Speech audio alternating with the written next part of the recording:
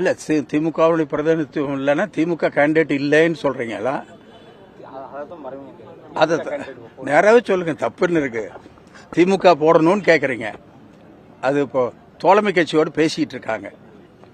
அது வந்து தலைமையில தோழமை கட்சியுடைய தலைமையும் எங்க தலைமையும் சேர்ந்து எடுக்க வேண்டிய முடிவு.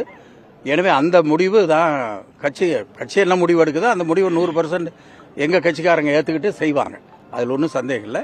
ஆனா அவர்களுக்கு ஆசை உண்டு, இதுல திராவிட முன்னேற்ற கழகம் நின்னா பரவாயில்ல அப்படிங்கிற ஒரு விருப்பம் கட்சிக்காரர்களுக்கு உண்டு. ஆனா அதுக்காக வந்து நாளைக்கு அப்படி ஒரு கூட்டணியில் போச்சுன்னா அதெல்லாம் வந்து உடன்பாட்டில் போறது. அதை வந்து நாங்கள் இருந்து அதை செஞ்சு வெற்றி பெற செய்வதற்கு நடவடிக்கை கண்டிப்பாக எடுப்போம்.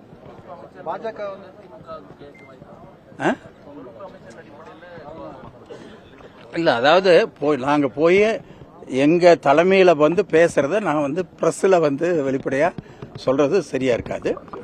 அங்க தலைமை என்ன முடிவு எடுக்குதோ அந்த முடிவை நாங்க அமல்படுத்துவோம். இதுல மோடி கடுமையா விமர்சிச்சிருக்காரு.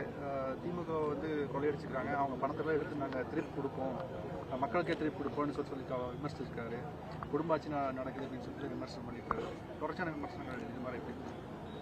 இல்ல, அவர் முதல்ல கொடுக்கறேன்னு சொல்லிட்டு அதை கொடுத்தாருனாக்க ஜனங்க நம்புவாங்க. அது இன்னும் கொடுக்கல.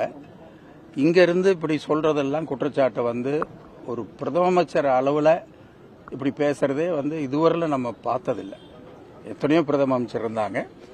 ஒரு மாநில கட்சியை அல்லது ஒரு முதலமைச்சரை, ஒரு கட்சியுடைய தலைவரை இப்படி நேரடியாக வந்து ஒரு இல்லாத குற்றச்சாட்டுகளை, அதாவது தப்பு இருந்து சொன்னா பரவாயில்ல, இல்லாத குற்றச்சாட்டுகளை சொல்லுவது என்பது அவ்வளவு ஒரு நாகரிகமானது அல்ல.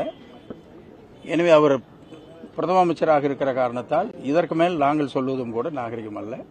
எனவே அவர் அதை அவ்வளவு பெரிய அரசியல் மேடையாக வைத்துக் கொண்டு அதை பேசியிருக்க கூடாது.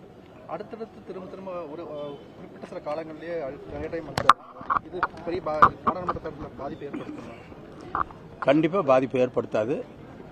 ஏன்னா வருகிற பொழுது அந்த கூட்டங்கள் எப்படி இருந்ததுன்னு எல்லாரும் பார்த்தாங்க.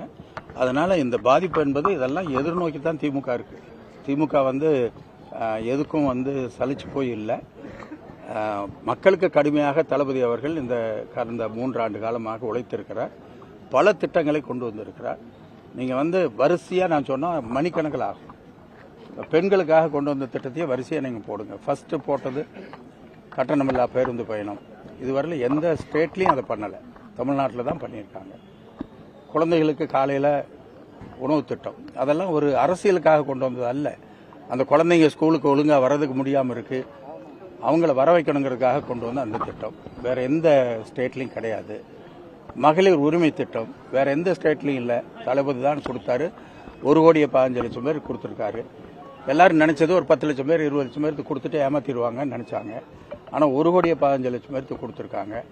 இப்போ சில ஸ்டேட்ல அதை செய்யலாம்னு சொல்லி முயற்சி எடுக்கிறாங்க. அதே மாதிரி பெண்கள் படிச்சுட்டு ஸ்கூலோட நின்றுறாங்க, +2 நின்றுறாங்க. நமக்கு தெரிந்த குடும்பத்தில் இந்த மாதிரி நடக்குது. காரணம் அவங்களுக்கு போய் உயர்கல்வி படிப்பதற்கு வாய்ப்பு வசதி இல்லாமல் இருக்கிறது. இப்போ அவங்களை ஊக்கப்படுத்துவதற்காக அந்த பிரச்சனையை அரசாங்கம் ஏற்றுக்கொண்டு மாதம் 1000 ரூபாய் நாம் வந்து அரசு பள்ளியில் படித்து செல்லுகிற மாணவிகளுக்கு கொடுக்கிறார்கள். அப்புறம் நான் முதல்வன் அந்த திட்டம் சாதாரணமான திட்டம் இல்லை. அதில் ஏதோ வந்து ஒரு ட்ரைனிங் கொடுத்து 10 பேருக்கு வேலை கொடுக்கறது மட்டும் முக்கியம் இல்லை. அவனை ஒரு கான்ஃபிடன்ஸ் அவனுக்கு கொடுக்குறாங்க, ஒரு நம்பிக்கை வருகிறது. அவன் போய் ஒரு இடத்துல வந்து ஒரு இன்டர்வியூக்கு போகும்போது கூட நடுங்கிட்டு போவாங்க. இப்போ இந்த ட்ரைனிங் முடிச்சுட்டு போகும்போது அந்த இன்டர்வியூக்கு போகும்போது கான்ஃபிடென்ட்டா போறாங்க. இதெல்லாம் வந்து அந்த ஜனங்களை உருவாக்குறது. நீ வேலை கொடுக்கறதுக்கு பதிலாக நீ 10 பேருக்கு வேலை கொடு, நீ வேலைக்கு போய் வேலை கொடுன்னு கேட்கறதுக்கு பதிலாக நீ 10 பேருக்கு வேலை கொடு. இந்த திட்டத்தான் தளபதி அவர்கள் செய்து கொண்டிருக்கிறார்கள். எனவே இதுக்கு மேல வந்து இதுவரையிலும் யாராவது செஞ்சிருக்காங்க அல்லது பக்கத்து ஸ்டேட்ல செஞ்சிருக்காங்கன்னா சொல்லட்டும், மக்களே முடிவெடுக்கட்டும். இதில் போய் நாங்கள் என்ன சொல்றதுக்கு இருக்கு.